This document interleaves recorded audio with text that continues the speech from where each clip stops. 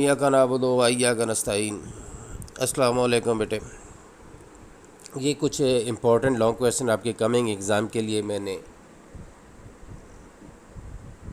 Upload किए हैं, discuss कर रहा हूँ। ठीक है, चैप्टर वाइज जिस चैप्टर के साथ कम्बिनेशन है उसके साथ मैंने लिख दिए है। मसलन चैप्टर 20 जो 15 और 25 का है, 16 और 20 का है, 18 22 का है और 17 27 का है, इसी तरह 19 और 24 का है। तो ये इम्पोर्टेंट लॉन्ग क्वेश्चंस हैं जो मैंने इधर किए हैं, वो देख लेते हैं कौन कौन से हैं। चैप्टर नंबर 15 और 25 में से तकरीबन ये 4-5 ही बनते हैं। 15 में से 3 बनते हैं, 1-2 जो है वो 25 में से बनते हैं। ठीक है, 15 में से पहला क्वेश्चन तो वो प्लांट का, वो एक्सक्रीशन इन प्लांट्स है। ठीक है, how plant excrete their waste, ये आपने लिखना है। इसको आपने पॉइंट्स में लिखना है। ठीक है, पॉइंट्स हाईलाइट करके कीवर्ड जो है इसमें हाईलाइट करें। फिर जो है इसका नेफ्रॉन का है, describe the structure and function of the nephron. ये बहुत इंपॉर्टेंट लॉन्ग क्वेश्चन है। मोर देन 99% तकरीबन यही देते हैं। ठीक है, इसके बाद तीसरा जो क्वेश्चन बनता है वो लास्ट पे जो है वो बनता है, वो regulatory strategies of thermo regulation है मैमल्स में।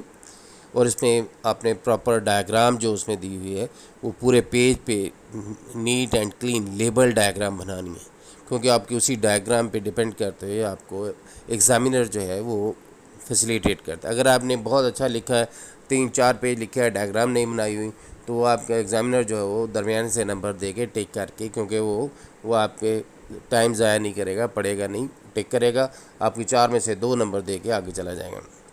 बगैर डायग्राम के ये समझ लें कि 50% मार्क्स डायरेक्ट कट लग जाता है।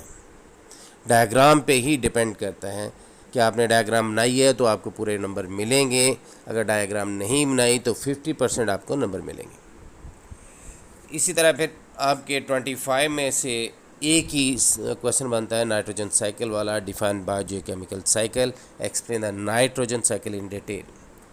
दूसरा अगर देना चाहे तो वो बना सकता है सिम्बायोसिस वाला, define symbiosis and different types of symbiosis. ठीक है, इसमें से मोस्टली शॉर्ट क्वेश्चन ही आते हैं, लेकिन ये लॉन्ग भी दे सकते हैं। अगर लॉन्ग आए तो इसमें पैरासाइटिज्म को लास्ट पे, पहले वही सीक्वेंस रखे जो बुक में है, रूट नोड्यूल है, म्यूचुअलिज्म है, वो माइक्रोरेजा, सारा वो लिखने के बाद लास्ट पे फिर पैरासाइटिज्म का भी डिस्कस कर दें कि पैरासाइटिज्म भी एक सिम्बायोसिस की ही टाइप है। ठीक है, अच्छा, इसी तरह नेक्स्ट है बेटे चैप्टर नंबर 16 और 20। 16 में से, चैप्टर नंबर 16 में से जो 2-3 क्वेश्चन बनते हैं वो मैंने ये लिख दिए हैं कि जो एक्सोस्केलेटन है, एक्सोस्केलेटन से 2-3 क्वेश्चन जो है डिफरेंट तरीके से वो पूछ सकता है कि इसकी स्ट्रक्चर और कंपोजिशन पूछ सकता है, अडॉप्टेशन पूछी जा सकती हैं आर्थ्रोपोड्स की, फिर लास्ट पे जो एक्टाइसिस और मोल्टिंग दिया वो पूछा जा सकता है। ठीक है, ह्यूमन स्केलेटन में 2-3 क्वेश्चन बन सकते हैं, एक्सल स्केलेटन को पूछ सकता है, और जो अपेंडिकुलर स्केलेटन के बोन्स के नाम पूछ सकता है। ठीक है, इसी तरह तीसरा जो क्वेश्चन बनता है रिपेयर ऑफ बोन्स का है, रिपेयर ऑफ बोन्स, ये बहुत इंपॉर्टेंट लॉन्ग क्वेश्चन है। चैप्टर नंबर 20 में 6-7 क्वेश्चन बनते हैं। उसमें से पहला तो है डीएनए के स्ट्रक्चर और केमिकल नेचर के बारे में पूछ लेता है। फिर DNA as a hereditary material, ये क्वेश्चन बन जाता है। मिजल्सन एंड स्टॉल वाला क्वेश्चन जो है वो पूछ लेते हैं, ये क्वेश्चन बना देते हैं। ठीक है, फिर जो इसकी जो 3 बनते हैं, रेप्लिकेशन है, ट्रांसक्रिप्शन है, ट्रांसलेशन है, ये इस तरह ये 6 क्वेश्चन बनते हैं डीएनए से। ठीक है, तो इनको भी प्रॉपर अपने डायग्राम, लेबल डायग्राम से शो करवाना है। फिर इसी तरह चैप्टर नंबर 18 और 25 और 22 है का कम्बिनेशन है।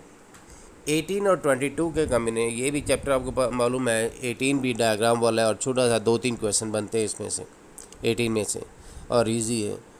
18 में से पहला क्वेश्चन तो वही कंपैरिजन पूछ लेते हैं, जो सेक्सुअल और एज सेक्सुअल रिप्रोडक्शन का कंपैरिजन लिखें, वो आपको मालूम है कि उन्होंने वो टेबल में दिया हुआ है, तो उसी तरह कॉलम बना के आप उसका कंपैरिजन दे देंगे। फिर मेल रिप्रोडक्टिव सिस्टम पूछ लेते हैं, फिर फीमेल रिप्रोडक्टिव सिस्टम या फीमेल रिप्रोडक्टिव साइकिल। तो ये ध्यान रखना है, अक्सर हम बच्चे एग्ज़ाम में हम देखते हैं कि जो अगर सिस्टम आया होता है तो साइकिल लिखा होता है। ठीक है, तो अगर सिस्टम पूछें तो फीमेल रिप्रोडक्टिव सिस्टम में जो पार्ट्स हैं उनको डिस्कस करना है। साइकिल आए तो फिर आपने साइकिल लिखना है और सारा मेंस्ट्रुअल साइकिल कंप्लीट जो है लिखेंगे।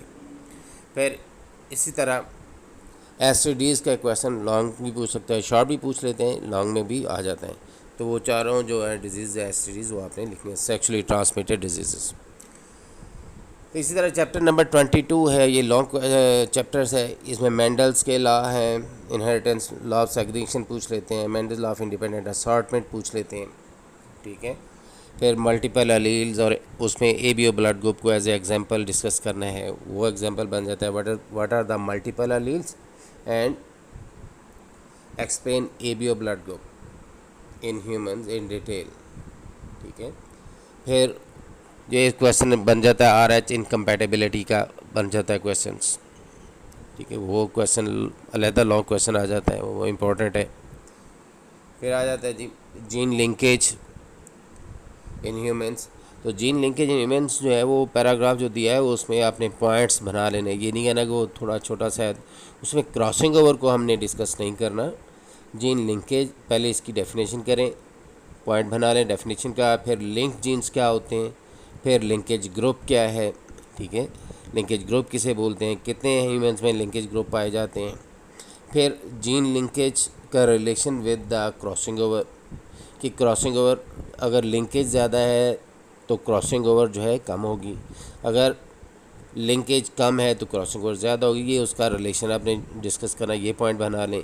फिर लिंकेज का relation with the distance between the genes, ये भी रेसिप्रोकल है, या अगर जीन्स के दरमियान डिस्टेंस ज़्यादा है तो लिंकेज कम होगी, अगर जीन्स के दरमियान डिस्टेंस कम है तो लिंकेज उनके दरमियान ज़्यादा होगी। तो ये भी इस तरह पॉइंट्स बना लें, ये 5 पॉइंट्स बन जाते हैं, वो आप लिखें, ठीक है। फिर इसके अलावा जो आ जाता है जनाब सेक्स लिंकेज आ जाती है, उसमें हीमोफीलिया के साथ भी आ सकता है कि पहले what is sex linkage in human, discuss haemophilia in detail, या कलर ब्लाइंडनेस पूछ सकते हैं, वो भी सेक्स लिंकेज है, ठीक है। फिर और डायबिटीज़ मेलिटस का भी लॉन्ग क्वेश्चन पूछा जा सकता है। ये थे चैप्टर नंबर 18 और 22 का कम्बिनेशन। अब चैप्टर नंबर 17 है और 27 है। 27 भी आपको पता है छोटा सा चैप्टर है। 17 में भी 2-3 लॉन्ग क्वेश्चन बनते हैं। एक तो nerve impulse, define nerve impulse and how it can be generated. इसमें डायग्राम प्रॉपर अपने बनानी है, वो मेम्ब्रेन में जो सोडियम पोटेशियम गेट है वो शो करें, वो सारा ग्राफ शो करें। फिर दूसरा क्वेश्चन इसका बन जाता है कि what is nerve impulse and discuss different factors involve in the resting membrane potential, ठीक है। इसमें भी डायग्राम आपने प्रॉपरली बनानी है, ठीक है। जो सोडियम पोटेशियम पंप को शो करना है, उनकी परसेंटेज आउटर और इनर मेम्ब्रेन से शो करे डायग्राम में ही, यानी वो डायग्राम की तरफ देखे एग्जामिनर जो है क्लियर हो जाए कि इससे सारे पॉइंट क्लियर हैं, ठीक है। फिर फोर ब्रेन, ह्यूमन जो ब्रेन है उसमें से क्वेश्चन बनता है, अक्सर जो है फोर ब्रेन का पूछ लेते हैं कि इसके डिफरेंट पार्ट्स के रोल जो है वो डिस्कस करें। हार्मोन है, पिट्यूटरी ग्लैंड क्या है, why the pituitary gland is known as master gland, और anterior lobe of the pituitary gland की जो हार्मोन है जो ये सेक्रेट करता है उनके रोल डिस्कस करें, ठीक है। इसके अलावा एड्रिनल ग्लैंड है, थायराइड ग्लैंड, इन दोनों पे अलग-अलग क्वेश्चन पूछा जा सकता है, ये जो हार्मोन सेक्रेट करते हैं उनके रोल्स, ठीक है। उसी में हाइपोथैलेमस में दिया हुआ है कोई फीडबैक मैकेनिज़्म की एक डायग्राम भी दिया है और साथ बताया भी है, उसे प्रॉपर फीडबैक मैकेनिज़्म क्या होता है उसको डिफ़ाइन करें और एग्जांपल दें, इंसुलिन वाले एग्जांपल दे दें, लेकिन साथ डायग्राम भी शो करें अच्छी तरह, लेबल डायग्राम, ठीक है। फिर अगर इसमें से 27 में देखें तो फॉरेस्ट पे, इम्पोर्टेंस ऑफ द फॉरेस्ट पे नोट आ जाता है कि right note on the importance of the forest. फिर पोल्यूशन पे आ जाता है, define pollution and discuss different types of the pollution. फिर नोट आ जाता है यूट्रॉफिकेशन पे, एसिड रेन पे और ग्रीन हाउस इफेक्ट पे, तो इन पे नोट पूछा जा सकता है। अगर एसिड रेन आए तो उसमें जो इक्वेशन है वो 2 इक्वेशन दी हुई हैं वो आप प्रॉपरली हाईलाइट करके इक्वेशन जो है वो लिखें। ग्रीन हाउस इफेक्ट आए तो इसमें ग्रीन हाउस इफेक्ट में आपने उसकी डायग्राम ग्रीन हाउस की diagram properly neat and clean label diagram बनाएं, क्योंकि उसी डायग्राम की तरफ देख के वो आपको नंबर देगा। ठीक है, तो लास्ट पे है चैप्टर नंबर 19 और 24। मैं रिकमेंड नहीं करता कि इसमें से अटैम्प्ट किया जाए। ऊपर वाले जो है डायग्राम वाले हैं, पॉइंट्स वाले हैं, पूरे पूरे नंबर देने वाले। ये जो है इसमें से थ्योरेटिकल आता है, मार्जिन एग्जामिनर के पास ज़्यादा होता है कि वो आपके नंबर काट सकता है। तो 20 और 19 और 24 में से जो 19 में ग्रोथ रिलेशन पे आ जाता है, define and explain the growth relation, correlation. और डेवलपमेंट जो है, चेक डेवलपमेंट है वो इम्पोर्टेंट है, लास्ट पे आ जाता है। न्यूरोलेशन पे नोट आ जाता है अलग लॉन्ग क्वेश्चन के तौर पे। ठीक है, फिर न्यूक्लियस का रोल डेवलपमेंट में वो 19 में पूछ लेते हैं, या abnormal development in different animals. ये 4 क्वेश्चन जो है वो तकरीबन बन जाते हैं चैप्टर नंबर 19 में। कौन सा? ग्रोथ कोरिलेशन वाला, चेक डेवलपमेंट वाला, फिर न्यूरोलेशन पे अलहदा बन जाता है, न्यूरोलेशन पे है, न्यूक्लियस का रोल और एबनॉर्मल डेवलपमेंट। ये 5 क्वेश्चन बन जाते हैं। फिर 24 में से जो 3-4 24 में से बन जाते हैं। पहला 24 में से वो हाइपोथेसिस दो about the origin of life. ठीक है, वो अपने हाइपोथेसिस दोनों जो कॉलम बना के नहीं करें, अलग-अलग करें, और उसमें कीवर्ड जो हाईलाइट करें, डायग्राम प्रॉपर्ली बनाएं उसमें। ठीक है, फिर discuss different points of Darwin theory of evolution, ये क्वेश्चन बना देते हैं। न्यू डार्विनिज्म पे नोट आ जाता है, right note on the new Darwinism. फिर एविडेंसेस जो हैं उनमें से कोई 1-2 पूछ लेते हैं। ठीक है, एविडेंसेस पे मोस्टली जो फॉसिल रिकॉर्ड, जो कंपैरेटिव एनाटमी या जो कंपैरेटिव एम्ब्रियोलॉजी, इस पे जो एविडेंसेस प्रोवाइड करते हैं, मोलेकुलर बायोलॉजी, सारे जो हैं इनमें से कोई 1-2 जो है पूछे जा सकते हैं। तो ये वो लॉन्ग क्वेश्चंस हैं जो पूछे जा सकते हैं या पास पेपर्स में आए हुए हैं। इन्हें आप अच्छी तरह देख लें, इनकी डायग्राम्स, इनकी प्रैक्टिस, इनकी प्रेजेंटेशन होनी चाहिए।